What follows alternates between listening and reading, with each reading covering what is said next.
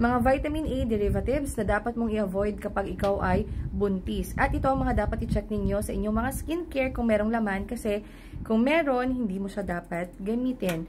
So, kasi itong question is kung pwede daw bang ceramide toner and adapalene and clindamycin gel. So, kasama ang hahanapin ninyo kapag may mga retinol esters, retinol, retinaldehyde, retinoin, kasama din po dyan yung adapalene. Kaya kapag may mga ganun kayo nakita, yun dapat yung iiwasan. Yan, retinoic acid, retinaldehyde, retinol, retinol esters.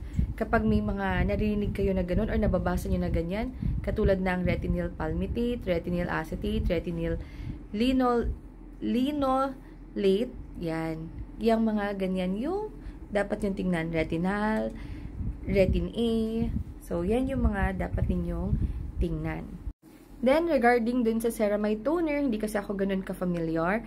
Clindamycin gel, kung hindi naman kasi siya kailangan or baka pwedeng hindi mo gamitin during your pregnancy para ma-safe si baby, mas maganda. Or pwede nyo rin pong itanong sa inyong mga OB-GYN kapag meron kayong mga ginagamit. Pero, ang rule na natandaan ko before is kapag may mga whitening, ganyan, mas maganda check nyo mabuti kung pwede siya sa inyo while you are pregnant. So, sana nakatulong, ingat at bawal magkasakit.